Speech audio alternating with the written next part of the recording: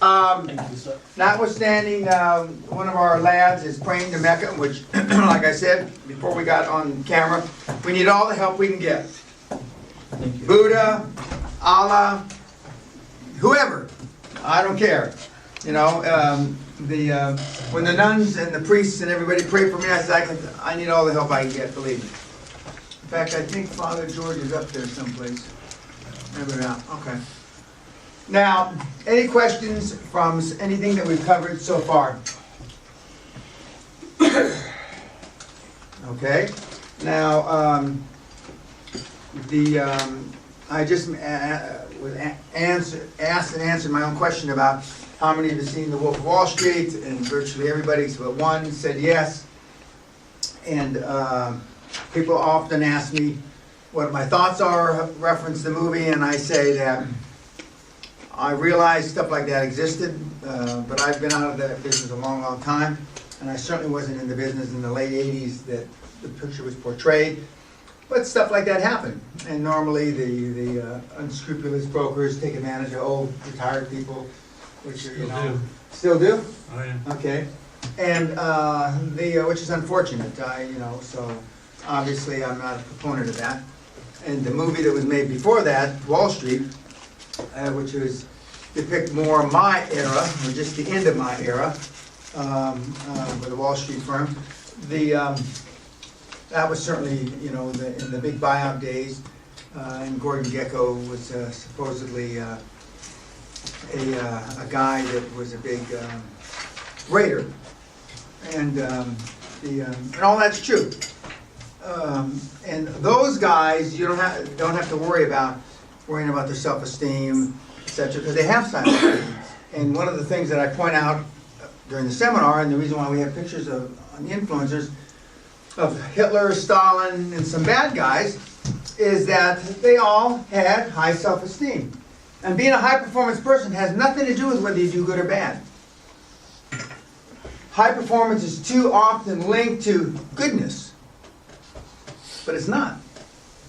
High performance is being the best you can be, being all that you can be at whatever you're doing. And just as I gave you a lecture on, you're the manifestation. I hope Olive had good things to say to us.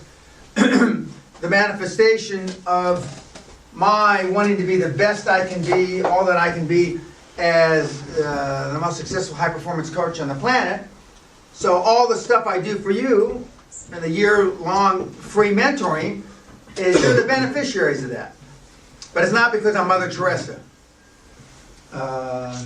And so, in fact, I don't get uncomfortable with many things, but I do get uncomfortable, slightly uncomfortable when people equate too much goodness to me. Other than my mother, who thought I was an angel, which most mothers do think their children are angels, okay? And a few nuns and a few priests that I helped that think I'm an angel, but that's the extent of my saintliness. And that's only in their mind. It's not because, I really am. So now, what is a super high performance person? A super high performance person turns dreams into reality through discipline, creating order from chaos, and managing failure. It's not a popularity contest. It's not a popularity contest. The more chaos, the more money you'll make. The more chaos is in your industry, the more money you'll make. The more wealth you'll create. It's a simple equation. I get opportunities, and that's why I went to Russia 20-some years ago when the wall fell, because there was a lot of chaos. And I get opportunities, people say, should I go to Turkey? Should I do this? Should I do that? If you're emotionally capable of weighing the risks against the rewards, then the answer is yes. But if you're going to be worried about the kids you got to put through school, your wife that just lost her job, and all that other stuff, then the answer is no. Because then you can't deal with it emotionally. And it's the emotional bank accounts. Most people worry about the financial bank account. That's not the bank account you run out of. You run out of your emotional bank account. because you can't make the hard decisions. When you're down to your last dime or $100 or $1,000, whatever your threshold is, or the last $100,000 or euros or pounds, and you've always thought, well, that's kind of my cushion, you think to yourself. That's my security blanket, or whatever the right word is to describe it.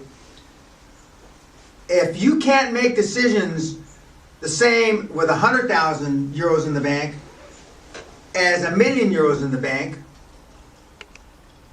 then you're doing something wrong. I've been down to negative net worth.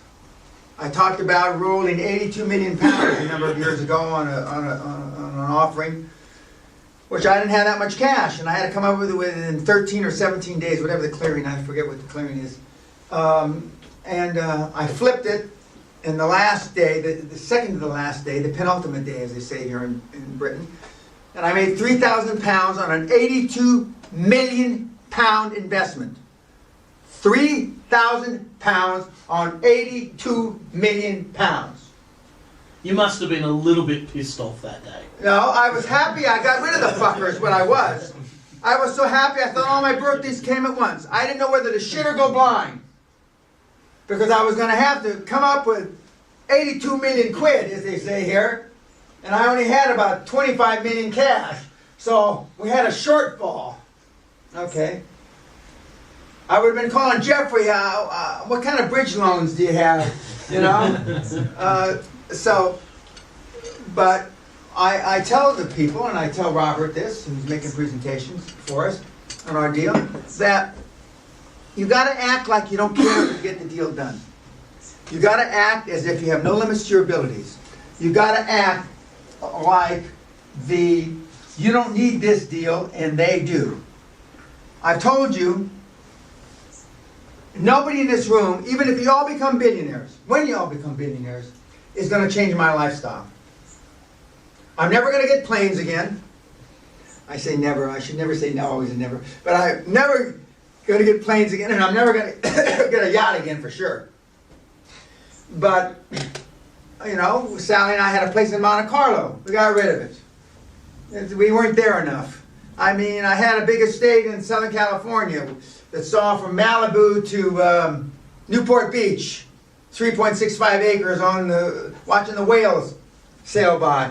I mean, I've had all that stuff, so nothing that you're going to do is going to change my life yet. I have the ability to change everybody's life in this room, and as I said earlier, we have a 100% track record for changing lives positively. Whether it only means it increased your net worth 500,000 euros, or 5 million, or a billion, like some of the guys up on the wall. But it was positive. Now, some of the people didn't use the money in a positive manner.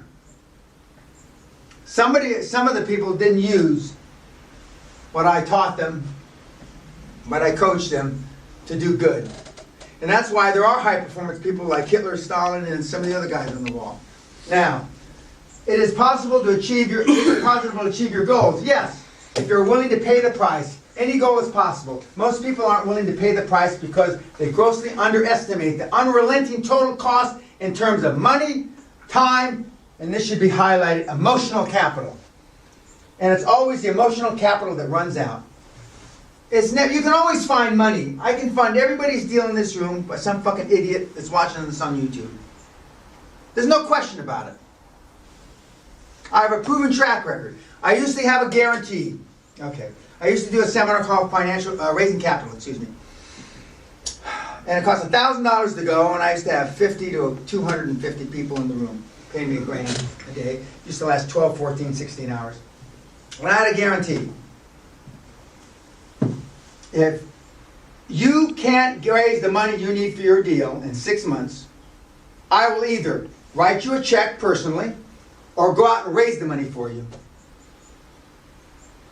But, only one caveat. Hans, the caveat is you have to make 2 financial presentations a week for 50 weeks. 50 weeks, different financial presentations. Bank A, insurance company A, different financial institutions, 2 a week, and you will raise the money. Now, nobody's ever called me on that guarantee. For one of two reasons. Either one, they raised the money, or two, they couldn't make or they wouldn't make because of their emotional bank account the 2 presentations a week. But everybody that made the presentations a week, 2 a week, raised the money. Now, it wasn't in the next county, the next city, your local bank. Sometimes you had to go across the country, across the state in a different country. But you can always raise it. One of the books, and I forgot to mention the other day about what books to read, Winning to Intimidation by Ringer. I mean, it's a great fucking book. Okay. He's written others, but the first one is a great. Anybody that comes more than 200 miles with a briefcase is an expert. You travel more than 200 miles, 300 kilometers, you got a briefcase, you're an expert. He's an expert. He's traveling all over the place for our solar deals and wind deals. But it's the emotional bank account. It's the emotional bank account. We talk about the top entrepreneurs for the last 100 years. And I'm a big fan of Andrew Carnegie, in case you didn't notice. Not just because I almost bought Skibo Castle, which he used to own, but because, and I'm here, and it's only a few miles down the road where he's from, Dunfermline. No education, left Scotland when he was 12 years old, went to the United States, created a whole industry, smart as a whip, okay? Little wee guys, they would say in Scotland. Andrew Carnegie, Oprah Winfrey, Tom Edison, Lauder, Ray Kroc, Bill Gates, Hilton, Steve Jobs. Steve Jobs is more my personality, more my DNA. Not because of his creativity, because some would say I don't have so much of that. But when he gets something in his little mind, or his big mind, he didn't make a shit what other people said. And I'm very much the same. I'm very much the same. Bullheadedness, you might call it. But I'm very much the same. Because when some naysayer tells me I can't do it, and I look at where's he living? Is he living in a caravan or a mobile park or in a little cold flat or apartment? Or is he living here? And I used to have a couple big penthouses around the world. And I mean, so I judge, okay, am I going to listen to you? And when we talk about mentors and mentorship, I want a mentor that is where I want to be, they are now. Where I want to be, they are now. And for some of you, you look at me like I'm in that position. Well, I am, but there are other people in the world. There's men and women all over the place. Some of you have listened and read my stuff for a lot of years. And Pablo knows more about my background, I think, sometimes than I do. He reminds me of stuff. The Weather We Kiss, I'd forgotten about that. But because he's listened to my tapes, etc., for a lot of years. But putting it into action is something different. There's a lot of people up here that know about QLA, Quantum Leap Advantage. And I think it's important. How did I come up with QLA? Nobody's asked me that here today. But while I'm thinking about it, I'm going to say, when I got thrown out of Great Western many years ago, 1992, I said, what am I going to do with my life? Okay? It was pretty much easy to turn $800 into 400 and some million. So one of my very good friends, a guy named Bud Grubbs, who I've known since high school, he says, Dan, why don't you coach, teach? I tried to teach university twice. I wasn't a failure, the students were failures. I was very disappointed in the youth of the world at that time. So I said, I'm going to coach. Okay, so I decided I'd go around and watch all the experts in the business at the time, from Ted Nicholas to Gary Halbert to Dan Kennedy to Tony Robbins, you name it, I went around to see him. And I paid money to see these people, $5,000 a clip. I didn't know that only a third of the audience was paying, and I was probably the only one paying full pop. I didn't know that at the time. I just paid my $5,000, and I thought I was supposed to do. And most of the gurus at the time said, Dan, what do you want to do this for? I mean, you're already where we want to be. Anyway, make a long story short, I did this for about almost 10 months until I developed my own ideas. But I went to a seminar, J. Abraham seminar, at the airport, LAX airport, one of the big hotels. and I'm sitting in the audience, and he had like 400 or 500 people in the audience that allegedly paid $5,000 each. Jay, I may have been the only guy who paid $5,000. I know maybe a lot of them paid $5,000, but I can't find anybody else who paid $5,000. And I love Jay. Jay's a very smart guy. Okay. He used to be a kind of a neighbor of mine when I lived in Southern California. So they pass around the mic. Every other person gets to pass around the mic. Why are you here? Okay. So I'm watching the mic, and the mic goes from you to you, and I'm sitting next to Robert, and they're going to pass me, skip me. So I take the mic away from Robert. It was actually an old lady. Took the mic away from the old lady. Hi, I stood up, and I was wearing a pair of red linen pants, as I recall, with some kind of, not hippie, but what do you call the Brooks Brothers shirt and braces, suspenders. I stood up. Hi, my name's Dan Peña. I'm the founder of Quantum Leap Advantage, QLA. I didn't know quantum, I didn't know leap, I didn't know advantage. But I just watched on the program last night on TV, Quantum Leap, that program where the guy used to transfer in space from one time zone to another.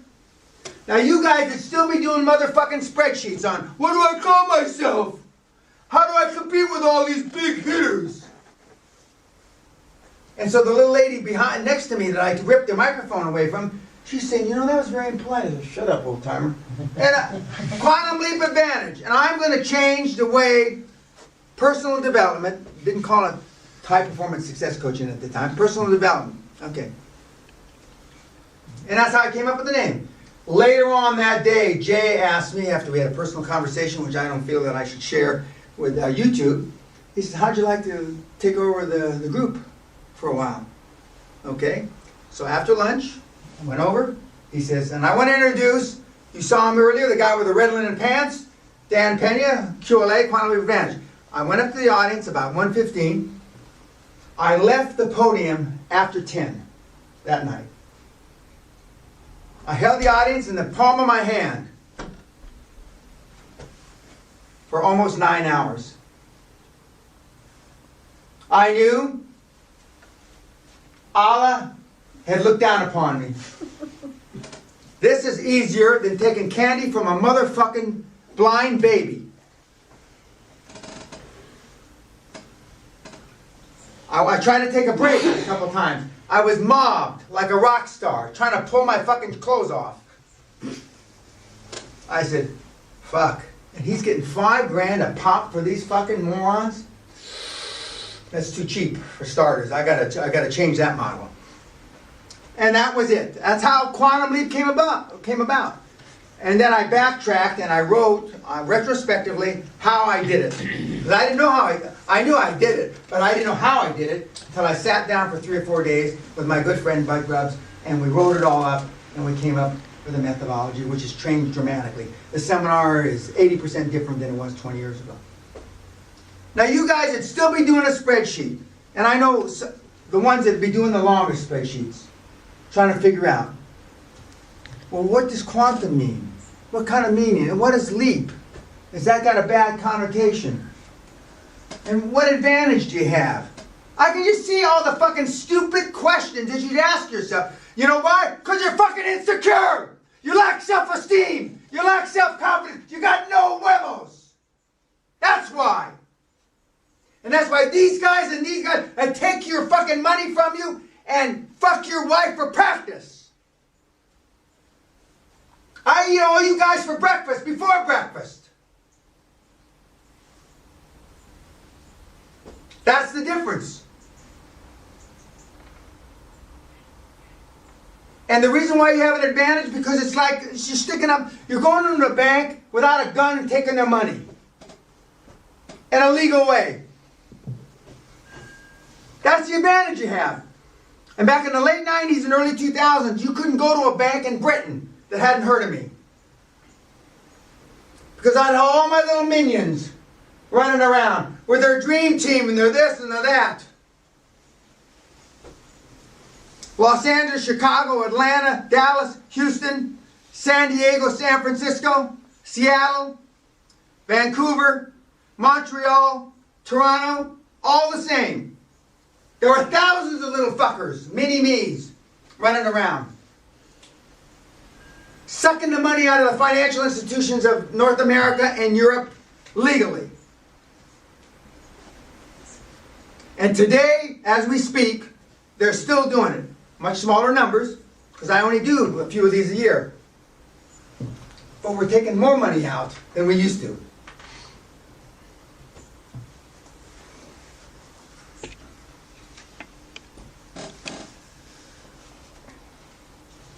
I test myself, and part of my ritual, at the end of the day, you've seen the weekly reports from some of my mentees so far. I asked, rate yourself today or this week, and you've seen, I think the highest one was 50%. And these are guys that are doing well. Because when you rate yourself in your weekly reports after you leave here, I'm going to ask you, how well could you have done if you did all the things you wanted to? That's your benchmark. When I see a report back more than 50 or 60%, I fire back. I said, who are you trying to shit? That's why I get a lot of them. 0, 15%, 25%. And these are guys that are doing well. But how do you rate it? If your life depended on it, for those of you that have kids, if your life depended on it, you had to get 100 grand or whatever the number is, or your child was going to die, how much harder would you work at it? How many parents do we have in the room? Okay. How much harder would you work at it? I worked that same level. Well, I'm about to tell a big lie. I was going to say I worked that same level to get my Bentley and my Aston Martin, but that's not true. I didn't. Sally got them for me, so that's not true. But before, I had a wife that liked to buy me expensive shit, because Hallie has her own money too. Okay. I used, if I wanted this, if I wanted a new Frank Lloyd Wright type house, well, that's my goal. But I didn't put it out by the time I'm 40, by the time I'm 35, as soon as humanly possible. I.e., this castle, these grounds, these environments were purchased 17 months from the day that I came up with the idea that I want to live on a castle on an island. And when we talk about goal setting, the biggest mistake all of you make, not just you, but almost everybody on the planet makes about goal setting, is they put time frames. And time frames act as a ceiling. Now, it's not by accident. I bought this on my 39th birthday. I went public on my 39th birthday. What if I had said, as quick as humanly possible? I wanted all these things to happen before I was 40, for sure. Because I thought 40 was, that's the end of the world. I mean, shit, I might as well kill myself. 40, Megan thinks 40's old. She's just a baby.